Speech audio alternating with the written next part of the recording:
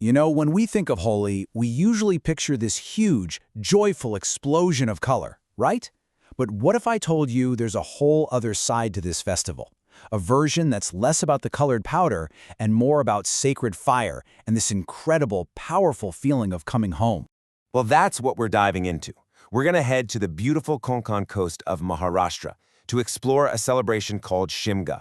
And trust me, it's a journey where faith, community, and fire come together in one of the most powerful displays of devotion you will ever see. So right off the bat, you can see how different this is. While most of India celebrates the Holi we know, a festival of colors and fun, in Konkan, it's a totally different world. Shimga is hyper-local, it's all about honoring the local deity, and it's built on a foundation of faith, deep reverence, and, most importantly, coming home. And the name itself gives us a huge clue. Shimga probably comes from the Sanskrit Shishir Agni, which means winter fire. And this part is absolutely crucial. The whole festival revolves around a sacred bonfire. This isn't just about marking the end of winter. It's a symbolic fire meant to burn away all the negativity. You know, ego, jealousy, despair, just clearing the slate for a fresh, positive start.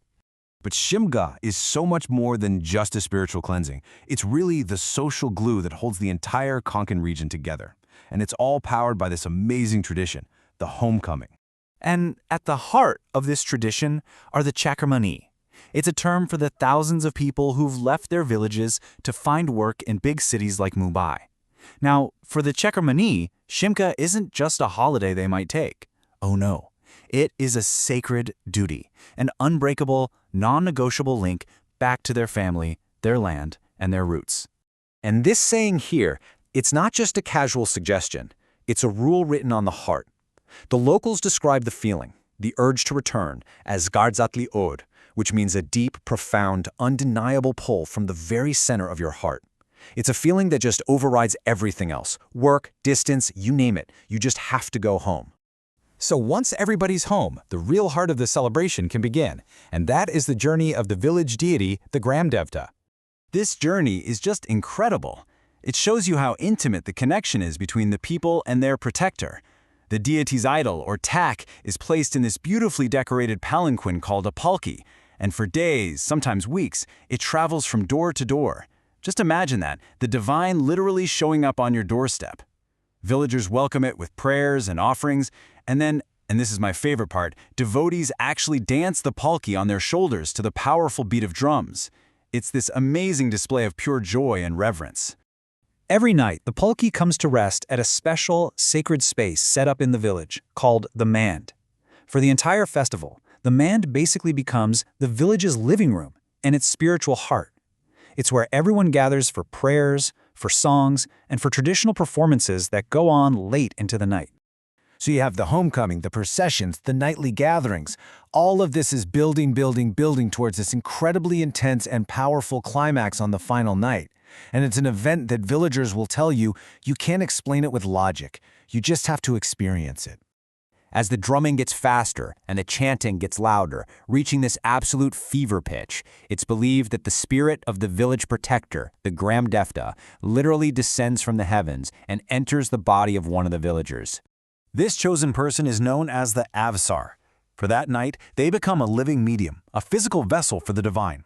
In a complete trance, the Avsar listens to the problems of the villagers, their worries about crops or family or health, and offers them guidance, a divine verdict they call a call.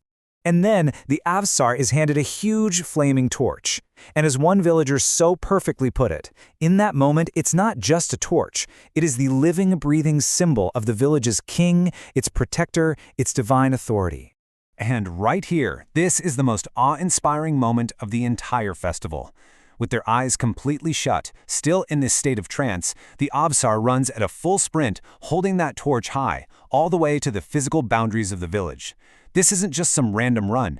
It is a sacred act of redrawing and reinforcing the divine shield that will protect the entire community from all harm for the whole next year. It's wow. Okay, so after an intense climax like that, you might be wondering, but wait, what about the colors?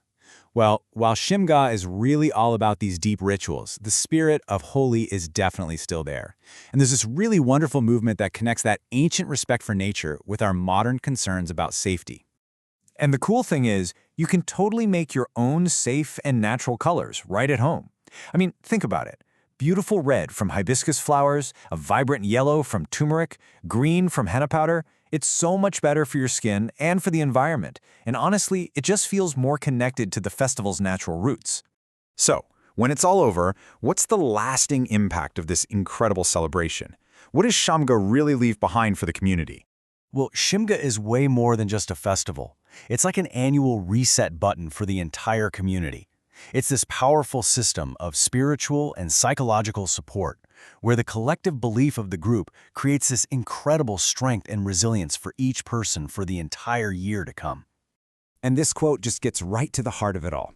For a villager who might be facing enormous hardship, that one single word of reassurance from the Avsar, that one yes, is enough to keep hope alive for an entire year.